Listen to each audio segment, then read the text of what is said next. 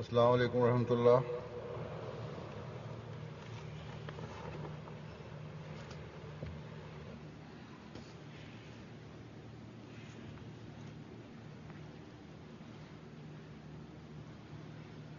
अशहदु अल्ला इलाहा इल्लल्लाह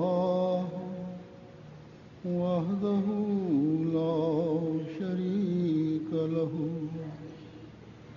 وأشهد أن محمدا عبده ورسوله أما بعد فأعوذ بالله من الشيطان الرجيم بسم الله الرحمن الرحيم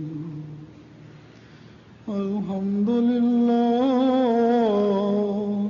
رب العالمين الرحمن الرحيم مالك يوم الدين إياك نعبد وإياك نستعين اهدنا الصراط المستقيم صراط الذين أنعمت عليهم غير المغضوب عليهم ولا الضالين।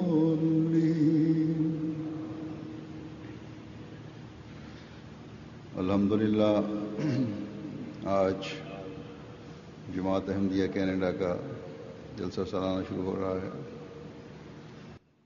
ये जलसे Alhamdulillah, bugun Kanadadagi Ahmadiya musulmon jamoatining jalsa salonasi boshlanib жатат. और बनने चाहिए Ushul jalsalar har bir Ahmadiy musulmon uchun खास माहौल में berkeler sebepchisi bo'lib, jana bo'lishi kerak. जमा होना, Sebebi o'zgacha bir aylana cho'yrida tekkana diniy maqsad muddalar jana Alloh taolani esga olish uchun jana anin rozichiligini yetishi uchun cho'g'lu albatta Alloh taolaning berishindiklerin o'zini tortadi. बोलकर बयान फरमाया कि अल्लाह ताला की रज़ा के रसूल के लिए मुनक़िदा Muhammad payg'ambar sallallohu alayhi vasallamda ochiq ayqin munday aytgan: Alloh taolaning rozichiligini yetishu maqsadida o'tkaziluvchi jindar insonni Alloh taolaning berishindiklerini muraskir qiladi. Jana anin beishlerini olib boradi. Al sallallohu alayhi vasallam munday degan: Ey odamlar, 5 vaqtlarida tamoqtanuga harakatlaninglar. Sahobalar 5 vaqtlar degan emni deb tushuntirib berishin so'rashganda al munday javob bergan: Zikr chalu jindari bu 5 din vaqtlari. वो यकीनन बरकतों वाली मजालिस होती हैं। Demek qaysi jindar orqali 5 vaqtlarning yo'ldoru topilsa, al albatta berkelu jin bo'lib sanaladi. अल्लाह ताला की मोहब्बत में बढ़ने की बातें सुने, Bizden jalsalar bizden maqsad da ushul. Allah Taalaga bo'lgan suyunu kuchotuvchi so'zlarni ugu duolar bilan ibodatlarga ko'ngil buru, अल्लाह ताला की Allah Taalaga yaqin do'run yo'l jo'balarini o'rinu, अल्लाह ताला के o'shanda ile Allah Taalaning roziligini yetishi uchun anin pendelerining haq huquqlarini नेकियों की तरफ तवज्जो, o'rindatuga ko'ngil buru. अदायगी की तरफ तवज्जो, खुदा ताला का शुक्रगुजार बनाते हुए Anan yaxshiliklarga burilgan ushul ko'ngilbuz jana boshqalarning haq huquqlarini o'rindatuga qo'yilgan niyatimiz bizda Alloh taolaga shukr qiluvchi inson qilib til dervis ane eskeru menen halik bo'lu bizda 5 vaqtlarni bag'itlaydi. जिसका हक अदा किया जा रहा हो, वो जब देखता है U shunday jinlarda başkalardan hak hukuktарын orundatuga göngül burulup jatkandygy Allah Taalany guvandyrat. मजलिस में इसमें Jana hak hukuktary atkarılıp jatkan adamda से हो रही है तो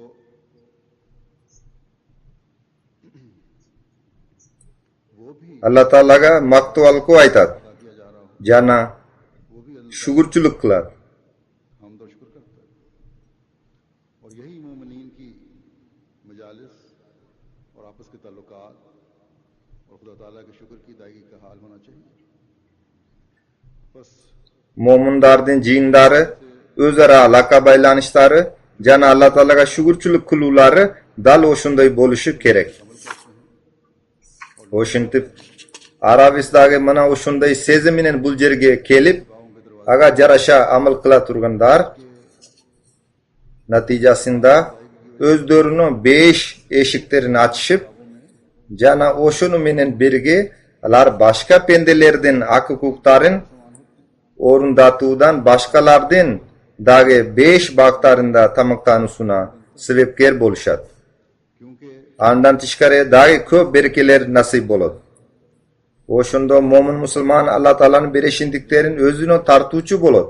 उसे अल्लाह ताला की Sebebi başkalardı yaxşılık kılıga çakıruçu je biröge yaxşılık kılıp मुस्तक बन जाता है anın göngülün Allah Taala'ga şugurçuluk kılıga burguzgan adam da एक नेकी al yaxşılık kılıçu adam algan soğupçulukka tete soğupka bolot. नेकियों का सवाब दिलवा कर फिर अल्लाह ताला के Taktava aytkanda yaxşılık kıluu natijalarının ayınan bir kança ese köp soğupko tatıktu bolup ये है हम Allah Taala'nın dagi göbrök berişindiklerini jana merimdүүлüklerine kıla beret. हजारों गुना फल लगाता है और अपने Kıskası bizden suyuktu Kudayыбыз жақшылыктарды жүздөгөн есе, миңдеген есе көбүрөөк жемиштүү кылат. Жана कि जो इंसान адамдын элесинен жогорку даражада турган өз пендесинин арзыбаган аракетин की तलाश में дагы көбүрөөк жемиштүү кылат. तलाश हर एक को करनी चाहिए Demek har birimiz al suyuktu Kudayдын suyusun izdeşibиz lazım.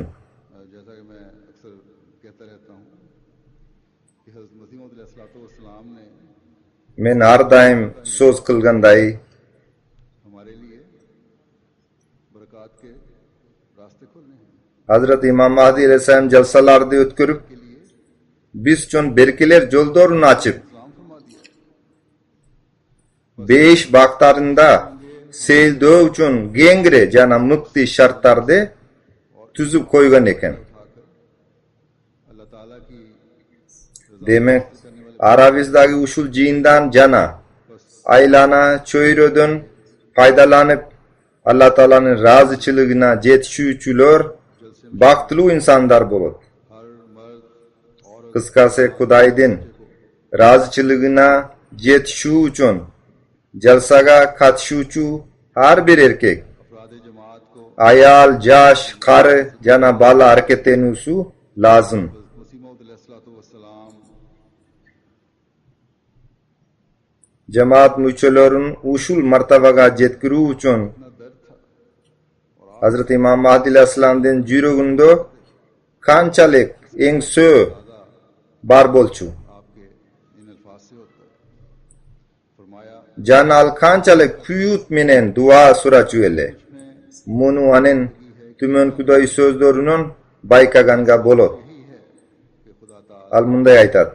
Men dua surayım. Jana ömrüm bütgüçö surap turam. लंबा करके Al dua munday. Allah Taala menen uşul jamaatımdan jüröktörün tazalasan. Jana öz merimdүүлük kolun sozup alardan dilderin özüne burup jana alardan jüröktörünün bardyk jamançylyk jana tikebirlikte çıgarуу menen birge özara nukura suyu tartulasan. Men bekem işenim. Uşul dua kayсы bir mezgilde kabul bolot. मेरी जमात Jana Allah Taala menin dualarımda tekka getirбейт. Ova men munday dep dage dua surayım.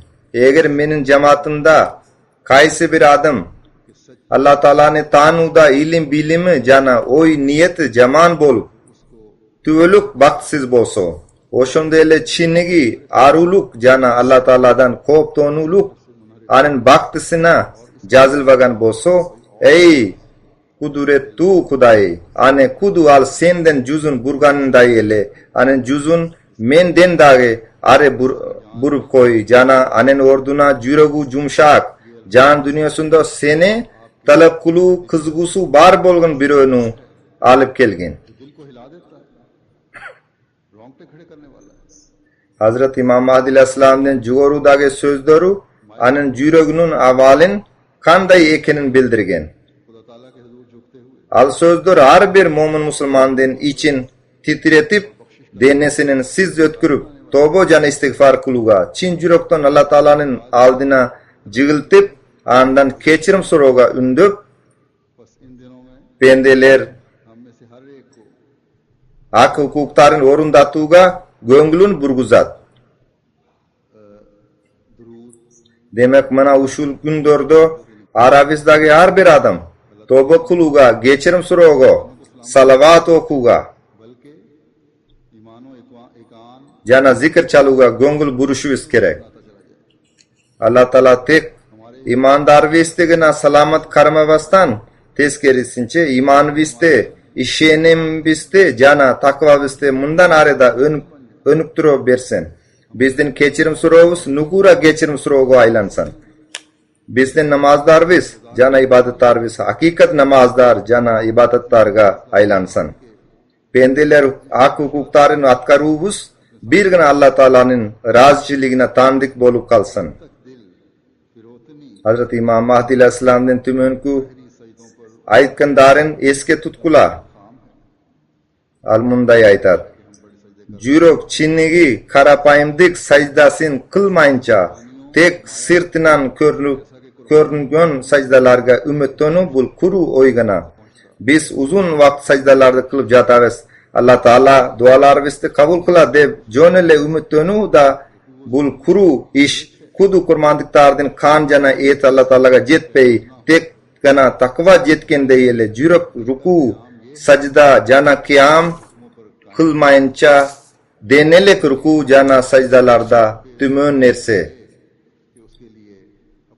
jürektun kıyamı Allah Ta'ala'nın buyrukların atkarusu jürektun rukusu Allah Ta'ala'nın aldığında jiglusu jürektun sajdaları Allah Ta'alaga tolugu boydun özün tapşırusu.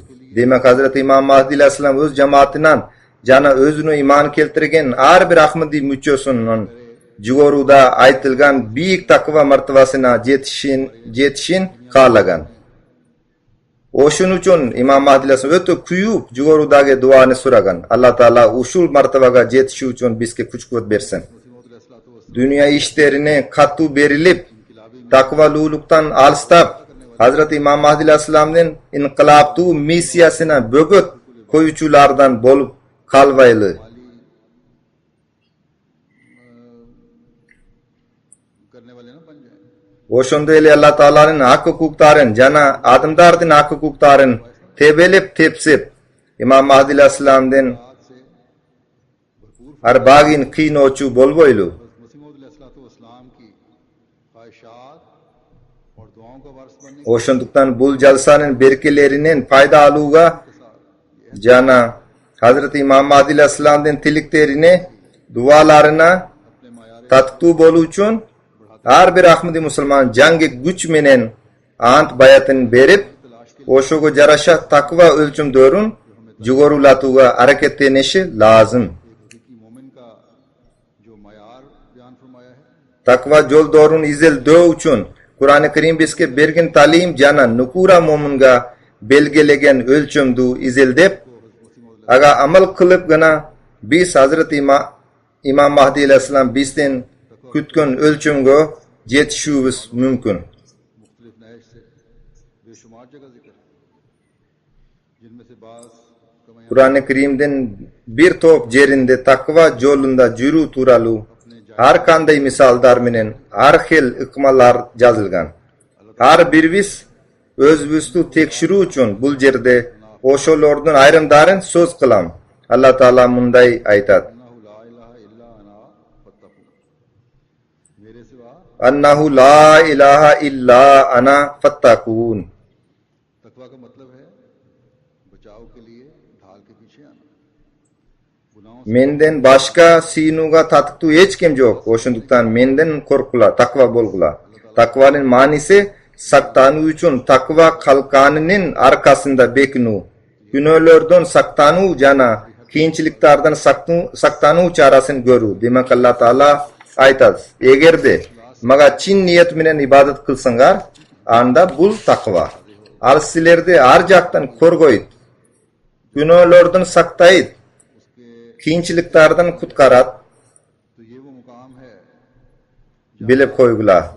Eğer Allah Taalaga çin niyet menen ibadet kılsangar लेकिन ये खौफ उस प्यार की वजह anda bul Allah Taala'dan korku jana koptonu martabası bulup sanalat. खुदा ताला से है। Birok bul koptonu jana korku nukura ibadet kılıçu jana çinnigi momundun Allah Taalaga bolgon suyusunun negizinde payda bolot. एक हकीकी अहमदी को Al başkaça söz menen aytkanda takva deb atalat. और खुदा ताला Demek takva yolunda jürgon jana Allah Taala'nın razıçiligine jetuchu insan deb atalish uchun har bir Ahmadi musulmon ushul ibodatlar aksin aktogo harakat qilish kerak. वमा खलक़तुल जिन्ना वल इंसा इल्ला लियअबुदून। Adam balasının jaralusunun en gulu maksatda ushul. अपनी इबादत के लिए पैदा किया है। Allah Taala munday aytat. Ve ma khalaqtul jinna wal insa illa liya'budun. Men jinler menen insanlardı maga ibadat kılulary uchun jaratdim. हिम्मती से Hazreti İmam Mahdi Aleyhisselam munday aytat. Tuğra, har kanday tabiatu adamdar özünün tümün düşünügünün jana dinden alis bolgonunun aynan öz yaşosuna har kanday maksat müddölördü belgilep alışat. Biz baykaganday hazirdagi jana ezelteden beri adam öz yaşosuna maksat müddölördü özü koyup men ushul maksat müddölördü öz aldıma koygonmun. Jana igilik tuğlugumdun sir mana ushulardagna deb oylo menen al Allah Taala insande emne maksat menen jaratkan digin esten çıgarıp koyup. Takta aytkanda dinge kay diger mamilenin aynan öz yaşosunun aldına har kanday maksat müddölördü koyup alışat. Aldagi munday koşumçalayt. Alar tek dünya maksat müddölörü jana tilikterine gana çektelip toktop kalışat. Birok Allah Taala özünün iyek sözünde bayandagan çinigi maksat müddö bul. Ve ma halaqtul jinna wal insa illa liya'budun. Men jinder menen insandarde meni tanulary uchun jana maga sinulary uchun jarattam. Demek ushul ayet boyunca insandan yaşosunun tüpkü maksat müddösü Allah Taalaga sinu oşundo ele ane özünün kudayı deb tanu jana anen suyusunun tolugu boydan singip ketusu. Jugoruda açık aykın bolgondoy adam öz yaşosuna öz ihtiyar menen özü maksat müddö belgilөө hukuguna emas. Sebep adam bul dünyoga kelgende da वानात की निस्बत ketgende da öz kalosu menen ketpeyt. उसने इसकी जिंदगी का एक मुद्दा Adam bolgonu bir jaratilgan makluk ane jaratkan aga bardik hayvanatlarga karaganda en mıktı jana en güçlü jondömdördü tartulo menen birge anen yaşosuna bir maksat müddönu belgelep koygan eken. Adam balası ushul maksat müddönu düşünöbü je düşünboybu. Birok adamden jaralusunun maksat müddösü albette Allah Taalaga sinu ane özünün Kudayı deb tanu jana anen suyusunun tolugu boydan singip ketusu. Kıskası bul har bir Ahmadi musulman eley turgan jana elösü zaril bolgon martaba jana ölçüm. रसूल के लिए कोशिश करे, उसकी जिंदगी बेमानी Bulçun hareketin usu gerek. Adam özünün kançalagan maksatlardı belgilep albasan. Jana aga jetişugo hareket kılbasan. Anen yaşosu beker jana beymani. Bugungi kundo özünün beypeldigi uchun jana ushulele maksat müddölörgө jetişi uchun dünyoda ayrıkça batış өлkөлөрүндө adam balasının kılgan iş hareketinin natijası abirsizlik, और बेहूदगी को uyatsızlık de jarattı. TV पर दिखाने पर भी कोई और नहीं समझा। Adamdık kadir barktar da uşunçalık tümöndöp ketdi. Ar turdu uyatsızlık jana plastikte adamdarga televizordan körsetip alardın ayrım kılıktары ayvandardan dagı ötüp ketdi. इन्हीं की हालत का अल्लाह ताला ने Aga çevirçilik dep nam berip फरमाया beypeldik tabunun jolu uşul dep aytışat.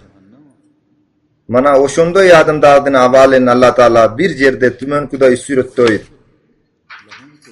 Walaka zarana ale cehennema kasira minal jinni vel ins.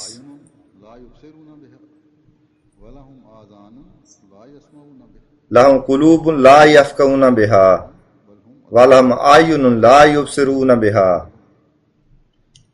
walahum azanun la yasmauna biha ulaika kal anami bal hum azal ulaika humul gafilun. Albatta biz jinlerden jana insanlardan arasındagi çoğ bir sande tozguchon jaratganmiz. Alardan juruktoru bar birok alar arkalı tushunishpayt. उनके कान Taktava aytkanda ruhani sözdördu tushunуго kızgışpayt. Alarning gözleri bar, birok alar arkalı görüşpayt. रूहानियत की बातें Alarning kulakları bar, birok alar arkalı uguşpayt. ना नेक चीजें Alarning juruktoruno da ruhani kepter kirbayt. Kulakları da ruhani kepterde uguga makul emas. उनसे रुकते हैं। Jakshi jana taza nerselerde körügo da gongul burishpayt. दुनियावी Allah Taala körgülo dep aytkande görüşpayt. Jana Allah Taala tiu salgandan tiyilishpayt. बल्कि उनसे भी बदतर Taktava aytkanda dünyaluk jengel oylor alardı toluk boydan jengip aldı. अल्लाह ताला फरमाता है Allah Taala alar mal siyaktu balkim andan da beter jana adashkan dep aytat. Mana uşular gana kaydigerler. Dagi bir jerde Allah Taala munday aytat. Arayta manit takaza ilahahu havahu. ख्वाहिशात की इबादत करने वाले Sen öz kalolorun gana özünü kuday kılıp algan bironu baykabadın be. अक्सर हम यस्मऊना Özünün jengel oyloruna sinuçular oşolor gana dagi munday aytat. Am tahsabu an aksarahum yasmauna o ya'qilun. दल्लो सबीला क्या तू गुमान करता है कि इनमें से अक्सर सुनते हैं Inhum illa kal anami balhum azallu sabila. तरह हैं बल्कि उससे भी ज्यादा भटके हुए, उनसे भी ज्यादा बदतर Alardın köpçülüğü ugat jana düşünöt dep oyloysun bu. Jok, alar çarva maldar siyaktu. Teskerisinçe alar andan dagi göbrok joldan adışkandar. Bul ayatlarda özünün jaralığı maksattin düşünbögon. मकसद बताया है उसे तो भूल गए Jana özünün jengel oylorun gana erçigin adımdar sürettölgön. Hazreti İmam Mahdi Aleyhisselam jogoruda aytkanday özü jaratıp anan jaralığı maksattin belgelegen Kudayden maksattin estin çıkarıp öz maksatların özleri izeldeşüydü. भटके हुए हो। Mana oşunday adımdardan turak jayı tozuk. Hayvanatlardan amaldar isep kısap kılınbayt. यहाँ ये बात वाज़ेह हो कि अल्लाह ताला ने जब ये कहा Mana usul adashkandardan amaldarının isep kısabı alardı albette tozukko albarat. कि खुदा न खास्ता Bul jerde ayta ketçu dage bir nerse Allah Taala'nın biz köptogun sandagi adamdar menen jinderde tozugçun jaratkan biz dep aytkanından Kuday saktasan Allah Taala'nın sözünde karma karşılık boluda dep düşünböş gerek. Bir jaktan men jinder menen insandarda ibadet üçün jarattam dep alemi ikinci jaktan tozuk üçün jarattam dep aytıp jatat dep. कि खुदा ताला की Bunun manisi Allah Taala tarafından hidayet çaraları görüldü. Jana Allah Taala'nın merim duyluğu da öto gengire. अपनी दुनिया और आखिरत के संवारने Birok uşuga karavastan köpçülük andan faydalanbayt. शायद Allah Taalaga ibadet kılıp öz dünyası menen ahiretten oң doğu çara görbayt. अहले लोगोत इसकी वजाहत इस तरह भी करते हैं Alın orduna özünün jengel oylorunu erçip tozuk joldorun gözdoy jol alıptır. ये इजाफा उनके Lingvistler bunu uşunday da çeçmeleşer. Cehennem sözünün murda li cehennema dep koldanılgan. Lam tamgası koşumça kılıngan. Bul koşumça alardın maksat müddosunu emas, teskerisinchi alardan so'nggi natijasini ishorat qiladi. O'shintib odamzod हुक्मों पर अमल ना करके पहुंच Allah Ta'aladan alstab, anan ibadat hakkısını aktavay, anan buyruqlarına amal kılvagan soň इंसान का özünün jaman akıbetine jetet. Bugun जानवरों से भी बदतर हरकत नहीं करने bugunki kunda jugoruda men aytganday özünün kurulay jengil oylaryny erçişi adamda uşunday akıbetke alıp keldi. Adam balası hayvanlardan da iplas işlerde jasay başladı. Oşunday beýmani, iplas jana tümönki hareketler körülüp jana jasaluda. जानवरों से भी बदतर हो गए ये लोग Pornografiyalik filmler jana diskter açıktan açık satılıda. Alardı görüp Ahmadi नौजवान adamlar hayvanlardan da tümön dengilge düşüp ketişti. Men ökünü menen aytat elim. Keber bizden jaştarbız. Al turgay बाज घर भी टूट orto jaş kuragındagi adamlardagi uşul siyakty kurulay je azra kurulay kinolordu körü şiktanusuna kiripter boluşup jana mına uşul ele sebepten ayram üy bilolarda buzuluda degen arzdattanlar düşüp keluda. Demek har bir adam Allah Ta'aladan korku kerek. Allah Ta'ala mına uşunday yadışkandardan turak jayi tozok ekinin açık aytıp koygan. Hazreti İmam Mahdi Aleyhisselam da açık aytkan eken. Eger menen berge bolmokçu bolsuňlar, anda uşul kurulay işler jana jengil oýlardy taştagıla. Je bolbasa menden bölünüp ketkile. Mana oşunday adamlar jalpysynan jalsalarga kelişpeydi. Jemaatdan da alystap ketişedi. Birok तो अपनी इस्लाह की कोशिश करनी eger alar jalsaga kelgen boluşsa, इससे पहले je kulaktaryna uşul sözler kirip kalsa, je alardan tuğuşkandary alarga jetkirip koýuşsa, anda oşunday adamlar özlörüň oňdogy hareketlenýärleri kerek. Je bolbasa jemaat başkarmalygy kandaýdyr bir kadam şiltey ellekde özleri jemaatdan bölünüp ketýärleri lazım. Kudu oşunday ösürüm jaşyna kadam koýgan öspürümdörda bar. A karany jakşy aýrymalaý alışpaýdy. Üýündegilerdə da aytışpaýdy.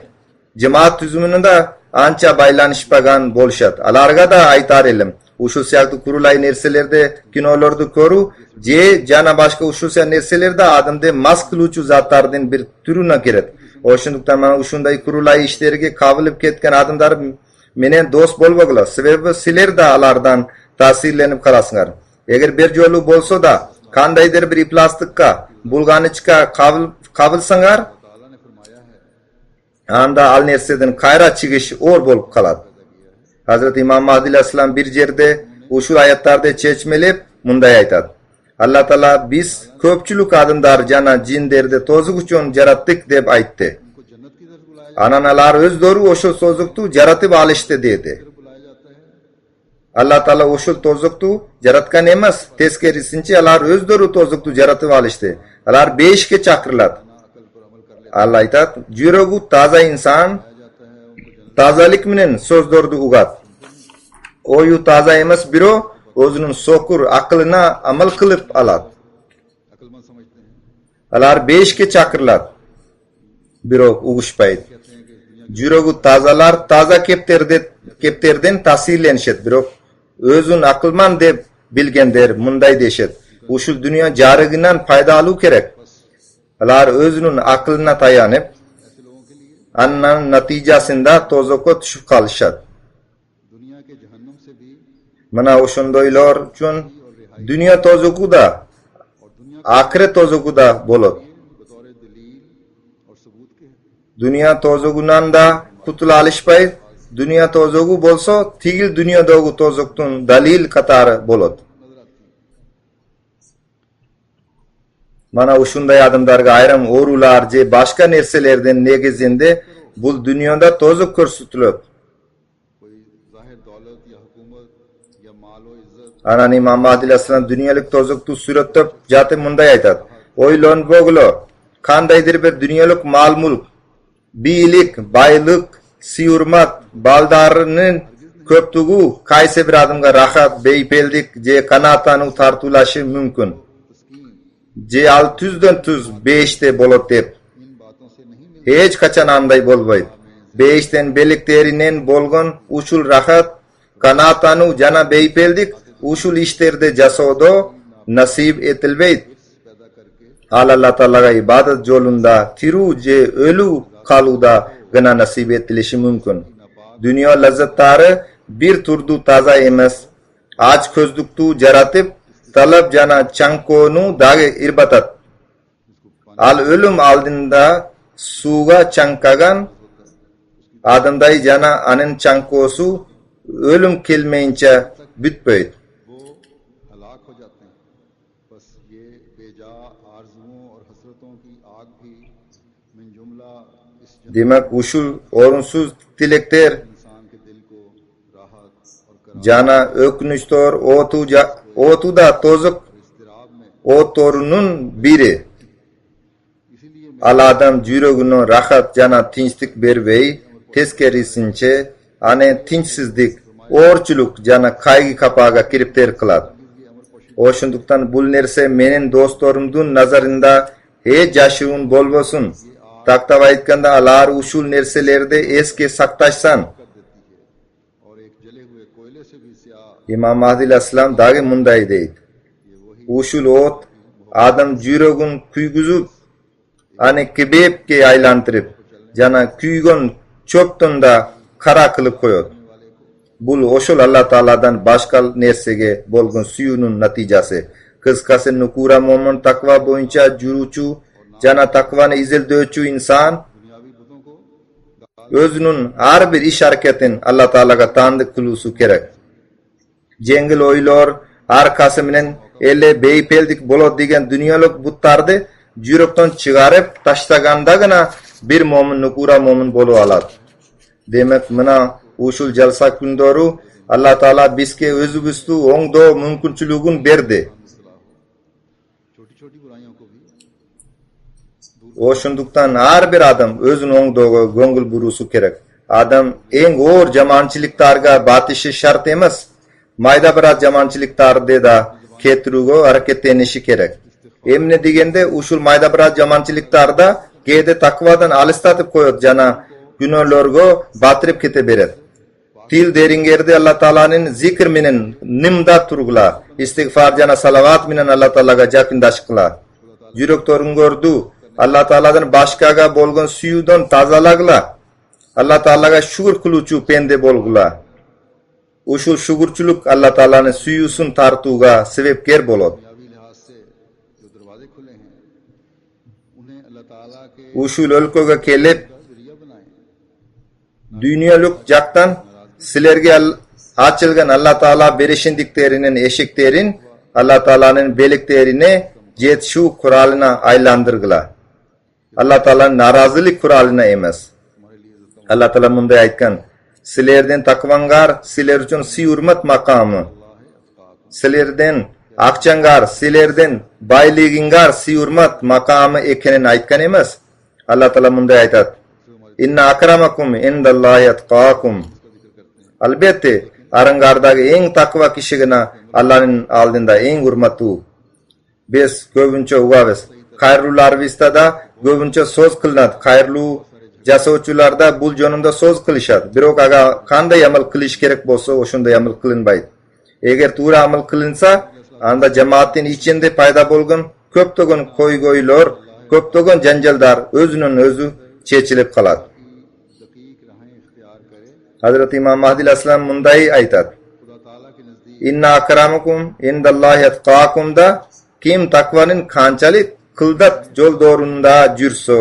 खुदा ताला की Allah Ta'ala'nın aldında anın martabası o şunçoluk jugorulaydı.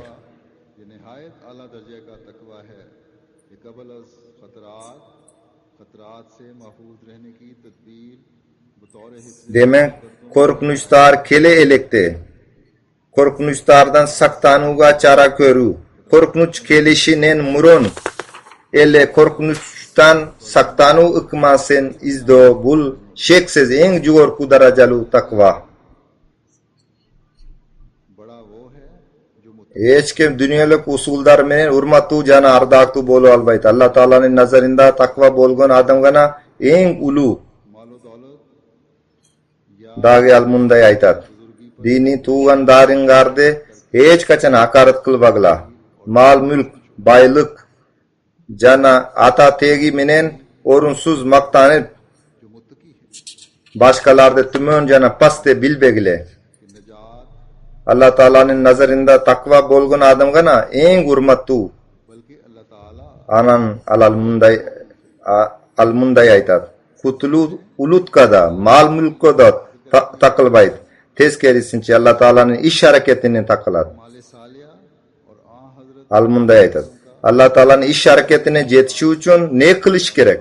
Ane takva amaldarı jana Peygamber sallallahu aleyhi ve sellem'ga toluk boydan başiyu jana dualar özünü tartat. माले सालिया आ हजरत सल्लल्लाहु अलैहि वसल्लम की कामिल पैरवी और इत्तिबा Tagrak aytkanda Allah Taala'nın iş hareketini Peygamber Muhammed sallallahu aleyhi ve sellem de toluk boydan erçu.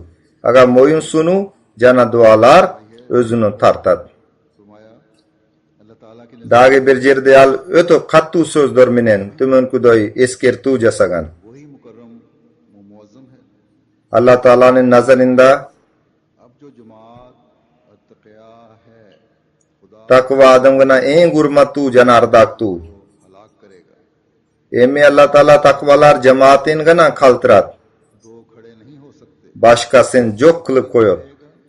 और शरीर और नापाक Bu labdan nazik misal. Eko ten takva adamda, tentik da, iflas biroda, usul jayda tura alışpayt. Albette takva adam tura beret. Biro ki iflas biro jok kılınat. Kem Allah Taala'nın nazarında takva ekinin al özü bilet. जो मुत्तकी है और बद Oşunduktan bulu öto koptu nerse. Takva bolgan insan baktulu. ये तमाम इशादात जो मैंने पढ़े हैं Alemi kargı şastında kalgan adam baktsiz biro. आपने फरमाया Kıskası खतरात से पहले men oku bergen sözdördün bar Çinni gibi Ahmadi musulmanda kıyıldatuga jetiştu. कि अपने हर Anin aytımında korkunçlar kile elekti. Al korkunçlardan saktanıgla. Korkunçlardan saktanı bulgana. इसमें भी शामिल हो जाए फिर से इंसान Kutkarılgan insanlar tiz meginin orun alış için her bir söz vus jana iş hareket ves Allah Taala'nın razçılığına jetişu kuralına aylandırılsan. Anan usul tizmekten orun alu için adam balasında üç hükmanı aytıp berdi. Birincisi takva amaldardı jasagla. Her bir jakşılıklarga, ikincisi her bir jakşılıklarga jetişu için jakşılık kılu bolup sanılar. माल की निशानदही जो आ हजरत सल्लल्लाहु अलैहि वसल्लम Her bir kadamda jakşılıklar için gakarata şiltegile. Anan usul jakşı amaldardın ülgüsün Muhammed Peygamber sallallahu aleyhi ve sellem'den ülgülü yaşosunan alu kerek. Quran करीम Muhammed Peygamber sallallahu aleyhi ve sellem'den ülgülü yaşosu turalu Hazreti Ayşe radıyallahu anha munday degenele. Anen adeb ahlakı bul Kur'an-ı Kerim. Demek Kur'an-ı Kerim'ge gongul buru kerek. वसल्लम की कामिल पैरवी करो तो फिर हासिल होगा। फिर Hazreti İmam Mahdi aleyhisselam munday aytat. Muhammed Peygamber sallallahu aleyhi ve sellem de tolk boydan erçudon nasip olot. हुजूर झुकते हुए Anan öz amaldarıngardı. Jana Muhammed Peygamber sallallahu aleyhi ve sellem'den sünnetun erçu amaldarıngardı. Allah Taala'nın aldığında jıgılıp dualar menen jasalgalagla. Allah aytti. Uşulele cemaat baktısına igilik tuğluk jazılıp kalgan. Takva yolunda jürgün adamlar gana dünyanın jengip çıkışat. बस खुशकिस्मत हैं हम में से वो जो इस असल को समझ जाए, इस बात को समझ जाए। Demek Arabista usul keptegi negizge nerseni düşünüp algandar. बल्कि खुदा ताला की रजा के रसूल Dünya baylıktarın jogoru de bilbeyi अल्लाह ताला के फजल से tezkerisince Allah Taala razçılığına yetişip इसके लिए कोशिश करती है। takva üçün hareketine turgandar baktulu insanlar Allah Taala'nın berişindigi menen Ahmadi musulmandardan çoğun bir san bul üçün hareketlenet. Munda hiç kanday şek gümüm yok. Bul nerse cemaat müçellerinin mamilelerinin jana kurmandıklarının ölçüm doğrunun baykalat. Biro kali usul maydanında dage aldiga jilu kerek. Allah Taala Arabistan'ge her bir adamga usul manilu nersene düşünügo. और अल्लाह ताला ने Takva boyunca jasholor bustu ötkürügo jana Allah Taala takva pendege bergen vadalardan ülüş aluga kuch kuvvet bersen. मुत्तकियों से ये वादा भी फरमाया फरमाया है कि वल आक़िबतु लिल मुत्तक़ीन। Allah Taala köptügün vadaları menen birge takvalarga tümenku vadanı da bergen. Vel aqibatu lil muttaqin. Akıbet takvalardıkı. हर किस्म के Takta aytkanda igilik tuğluk jana jakşy akıbet takvalardıkı. Hazrat İmam Mahdi aleyhisselam munday aytat. Ar türdü körü alvastık, kektik, kastık, uşak aytu, tikebirlik, koyröngdük, başivistik, jana künölördün körünö, jana kömüskö joldorunan, jalkoluk jana kaydigerlikten saktangıla, jana jakşyla bilip koygula, akıbet takvalardıkı. Misalga Allah Taala munday aytat. Val aqibatu lil muttaqin. हमें मिल रहा है। Takva boluga hareketlengile. हर एक को Demek takva boluga hareketlengile. Demek bizge nasip etilgen usul jalsa çöyrösünün faydalanıp har birimiz öz jamançılıktarыбызга köz salıp har turdu jamançılıktardan saktanuga hareket jasaşыбыз kerek. Har xil jakşılıktardy eýlegenge jakşylap göňgül buruşubuz lazım. Antkeni bizde igilik tuğluk menen Allah Taalanyň razçyligine tatyktуу kula turgan akıbetke jetişeli. Anan Allah Taala uşul akıbette jeki adamga gana çektegen emas, जमात की जितनी बड़ी तादाद एक कोशिश के साथ नेकियों को इख्तियार करने और तकवा पर चलने की कोशिश करेगी, teskerisinçe cemaat müçellerinin kançalık köp sany hareket kılıp jakşyliklarga jetişүүgө jana takva boluga hareket jasasa, cemaat katarda cemaatga Allah Taalanyň berişindikleri jamgyry o şunçalyk köp jaýyt. Allah Taalanyň Hazrat İmam Mahdi aleyhisselamga bergen wadalardan tiru kezibiste orundalganyna güwe bolabız. जो खुदा ताला ने हज़रत मसीह मौऊद अलैहिस्सलाम से फरमाए हैं, उन्हें अपनी ज़िंदगियों में हम पूरा होता देखेंगे। यकीनन ये खुदा ताला का वादा है, हज़रत मसीह मौऊद अलैहिस्सलाम से भी ये वादा है, जैसा कि अपनी सुन्नत के मुताबिक Albatta bu Allah Taalanyň wadasy. तमाम अंबिया से वादा फरमाया। Hazrat İmam Mahdi aleyhisselamga da usul vada berilgen. Misalga Allah Taala öz sünnetine layık bardyk peygambirlerge vada beret. ये फैसला कर दिया है, Kataballahu la aghlibanna ana wa rusuli. बस गलबा अहमदियत और हकीकी Al- इस्लाम Albatta men jana menin peygambirlerim jengip çygabys. O şintip Ahmadiyet, पर तरक्की करने Çinnigi İslam sözsüz jengip çıgat. में इंशाअल्लाह ताला Birok eger biz takva boyunca algalap ketsek, anda biz tiru kezibeste inşallah uşul ösüp önügülör jana jengişte görüçü bolabız. ये Bu akıbet का मुकद्दर है, इसकी शान इंशाअल्लाह हम bu akıbet cemaatin peşenesine bektilgen. Anen saltanatten inşallah öz közübünen görübüz. Kıskası uşul saltanatty körü üçin, तकवा के मयार को uşul jengeşke güwe bolu üçin कोशिश हर अहमदी को करते रहना चाहिए।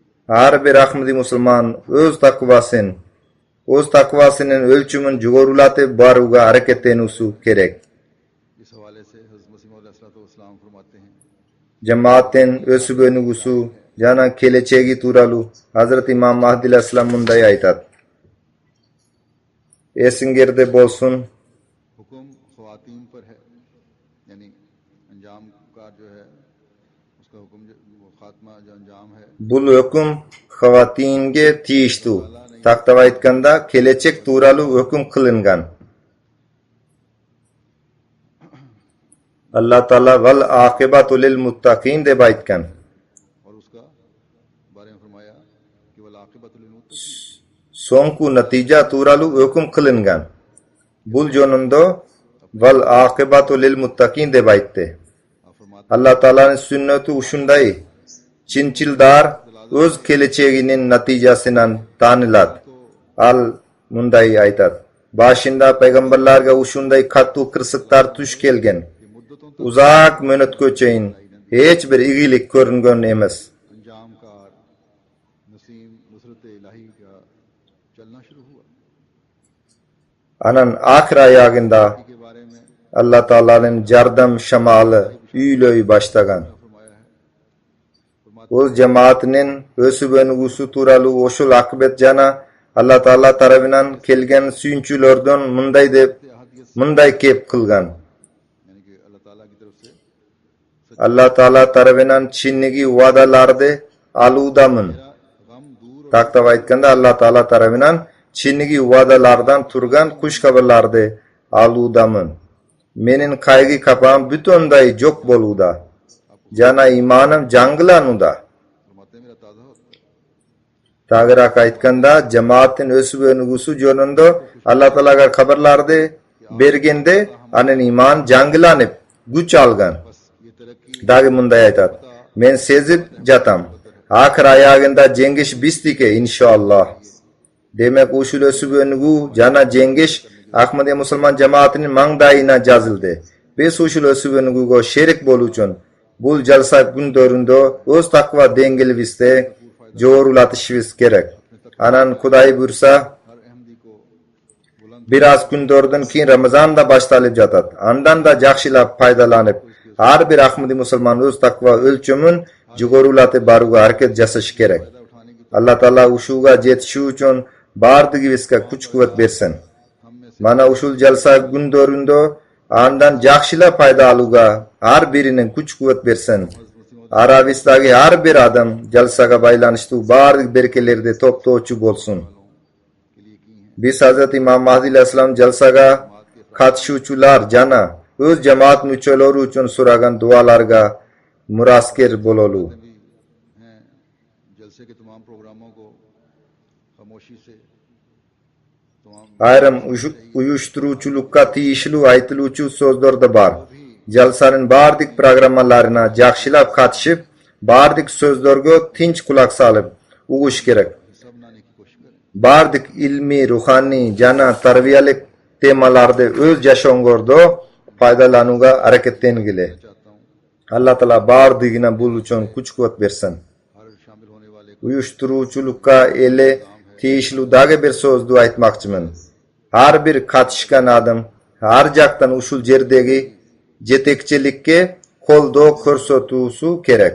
अपनी मेहमान नवाजी का Jetekçilikta, kızmatçılarda özünün इसी तरह meyman dostluğun tolk boydan aktoğu hareket jasaşı kerek.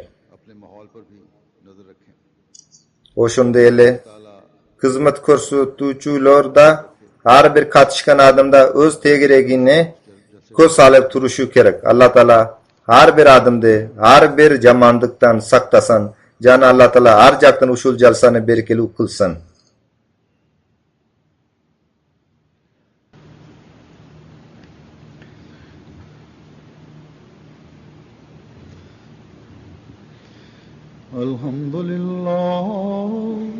الحمد لله نحمده ونستعينه ونستغفره ونؤمن به ونتوكل عليه ونعوذ بالله من شرور أنفسنا ومن سيئات أعمالنا من يهده الله فلا مضل له ومن يضلل فلا هادي له ونشهد أن لا إله إلا الله ونشهد أن محمدا عبده ورسوله عباد الله رحمكم الله إن الله يأمر بالعدل والإحسان وإيتاء ذي القربى وينهى عن الفحشاء والمنكر والبغي يعظكم لعلكم تذكرون اذكروا الله يذكركم وادعوه يستجب لكم ولذكر الله أكبر. हज़रत मसीह मऊद अलैहिस्सलातु वस्सलाम फरमाते